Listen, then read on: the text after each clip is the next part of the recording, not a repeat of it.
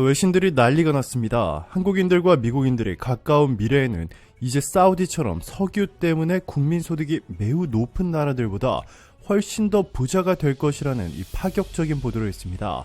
이는 미국과 한국이 꿈의 에너지라 불리는 인공태양을 성공시키면서 전 세계를 완전히 발칵 뒤집어 놓았기 때문인데요. 지금까지 우리가 사용했던 에너지 자원인 석유와 석탄, 원자력 발전소는 물론이고 이 풍력과 태양열 등 재생에너지도 필요가 없어졌습니다. 이 인공태양 하나면 훨씬 더 안정적이고 강력한 에너지를 무한대로 만들어낼 수 있는데 한국과 미국의 인공태양 기술이 합쳐지면서 그 위력은 상상을 초월하고 있습니다.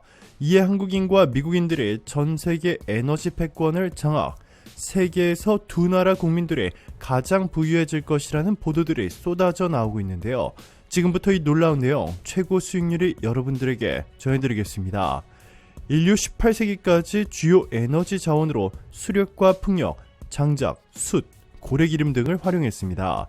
인류 최초의 에너지 이용은 나무와 나무를 마찰함으로써 발생하는 열 에너지를 이용해 몸을 따뜻하게 하거나 요리했다고 볼 수 있습니다. 농경 생활에 접어들면서 풍력과 수력 에너지 또는 동물의 힘을 이용해 풍차와 물레방아 등을 만들어 노동의 기계의 힘을 빌리게 됐고 태양에너지를 이용해 음식의 건조, 가열 등을 했습니다. 심지어 초식동물의 똥까지 연료로 사용했는데요. 잘 말린 똥은 화력이 일정하고 오랜 시간을 유지해 훌륭한 땔감의 역할을 했습니다. 이 몽골 제국이 세계를 제패한 원동력 중에 하나가 이 말똥을 연료로 이용했기 때문이라는 말이 있을 정도입니다. 말똥을 사용하면 간편하고 시간도 절약할 수 있어 이 몽골군의 최대 장점인 기동력에 큰 도움이 됐습니다. 우리 고려시대에도 말똥으로 만든 땔감을 난방에 사용했을 만큼 말똥은 유용한 연료였습니다. 이 똥뿐만 아니라 고래기름은 17세기 유럽의 대도시 등불을 밝히고 기계를 돌리는 윤활유로 사용되며 초기 서양 산업을 이끌었습니다. 자, 그런데 19세기 산업혁명 이후에는 이 석탄과 석유가 에너지 자원의 주가 됐습니다.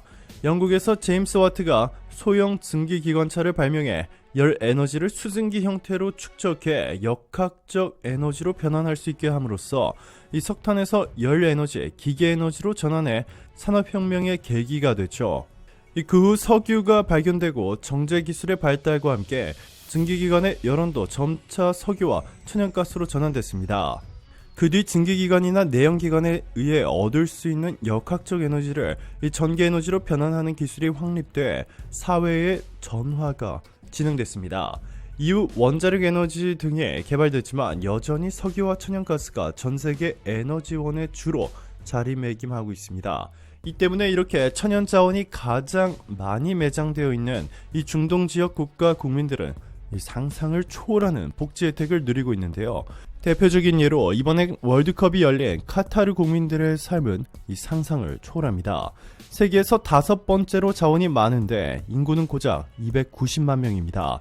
그런데 이 중에서도 260만 명은 외국인 노동자고 카타르 시민은 고작 30만 명에 불과합니다.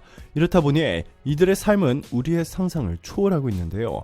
일단 1인당 기본소득이 600만 원입니다. 즉 일도 안 하고 아무것도 안 해도 매달 통장에 600만 원씩 들어온다는 이야기고 신혼부부의 경우 한 달에 1200만 원이 통장에 매달 꽂힌다는 것입니다. 자, 그런데 이것은 시작에 불과합니다. 유치원부터 대학교까지 모든 교육이 공짜입니다. 단돈 1원도 내지 않아도 대학교까지 공부할 수 있는 것은 물론이고 더 놀라운 것은 유학을 가도 나라에서 유학비를 전부 지원해주고 있습니다. 뿐만 아니라 병원비도 무료, 대중교통비도 무제한, 무상으로 제공하고 있는데 이렇게 모든 것이 무료인데도 세금은 단 1원도 내지 않아도 됩니다. 카타르의 출산수당을 살펴보면 태어나자마자 아기에게 우리 돈으로 따지면 약 1억 원의 돈을 20살이 될 때까지 부모에게 지급합니다. 아기의 부모는 아기가 20살이 될 때까지 자식에게 나오는 수당으로 아기를 양육하면 된답니다. 그리고 그렇게 지급되던 출산수당은 아기가 20살이 되면 아기 자기 자신에게 귀속됩니다. 또한 20세가 되면 남성은 매년 연봉으로 약 5,500만 원 가량을 국가로부터 지급받게 됩니다.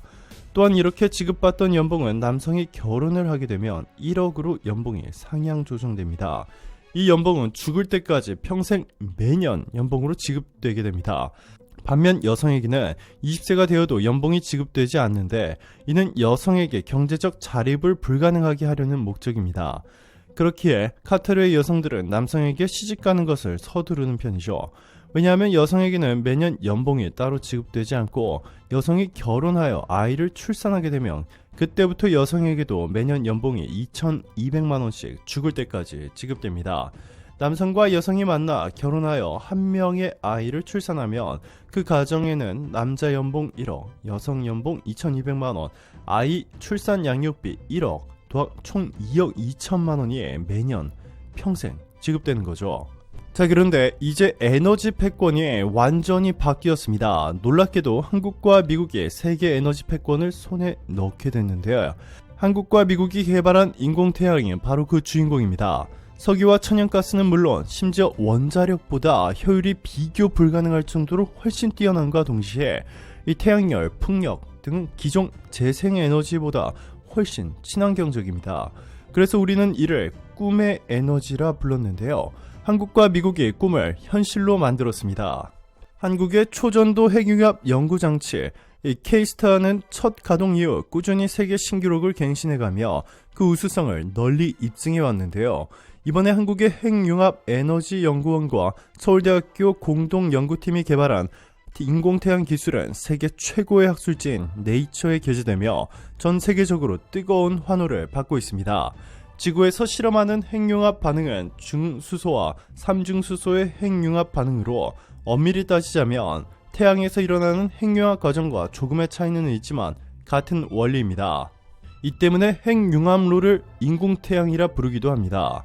지구에서 핵융합 반응을 일으키기 위해서는 태양과 같은 초고온의 환경을 인공적으로 만드는데 여러 어려움이 있으나 그럼에도 불구하고 많은 선진국들이 꾸준히 핵융합 에너지 개발에 힘을 쏟고 있는데 이는 불가능에 가까울 정도로 어려운 난제로 남아있었습니다.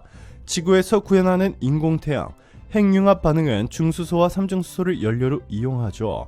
기존 핵분열 원자력 발전소에 사용되는 희귀원소 우라늄과는 달리 중수소와 삼중수소는 얻기에 매우 용이합니다.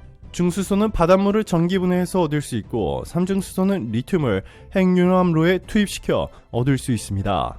지구 표면의 70% 이상이 바닷물이며 리튬 또한 매장량이 풍부하다는 것을 고려하면 연료는 거의 무한하다고 할 수 있습니다. 놀랍게도 한국이 세계 최초로 안정적인 인공태양 기술을 선보였는데요.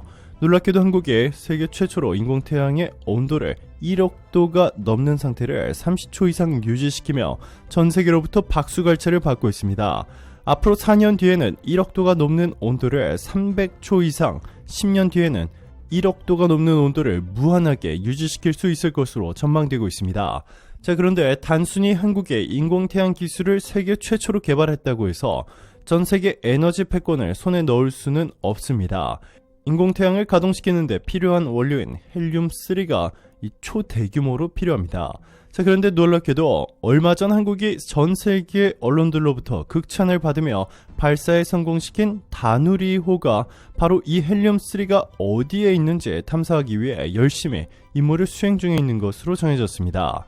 달에는 최소 202경 5,959조 원 가치의 헬륨3가 존재하는 것으로 알려졌는데요. 이 정도면 거의 무한대에 가까운 양입니다. 한국이 다누리호 2차, 3차 발사를 통해 헬륨3를 지구로 가져오는 데 성공하는 순간 이 전세계 에너지 패권을 손에 쥐게 되어 역사상 단 한 번도 경험해보지 못한 모든 한국 국민들이 세금을 한 푼도 내지 않아도 모든 것들의 무상복지로 제공되는 이 부유한 국가로 재탄생할 수 있습니다. 약 12년의 건설 기간을 거쳐 2007년 완공한 K-스타는 2008년 첫 실험에서 플라스마, 즉 고체, 액체, 기체를 넘어선 제4의 물질로 매우 높은 온도의 에너지 상태를 말하는데 이 상태를 만드는 데 성공시켰고 이후 현재까지 약 33,000번 이상의 플라스마 실험을 수행하면서 핵융합 에너지 개발을 위한 다양한 난제 해결을 주도하고 있는데요. 지구상에서 태양처럼 활발한 핵융합 반응을 일으키려면 태양의 중심 온도인 1500만 도보다 약 7배 뜨거운 1억 도의 초고온 플라스마를 만들고 유지해야 하는데 한국이 이번에 공개한 30초 이상 유지할 수 있는 기술력은 전 세계 어디에서도 볼 수 없었습니다. 중국이 101초를 유지하는 데 성공했다고 했지만 이는 사실이 아닌 것으로 드러났습니다. 핵융합에 실제로 활용되는 이온을 가열해 1억도 이상을 유지해야 하는데 중국은 단순히 전자온도만 높여 1억도 이상을 유지했습니다.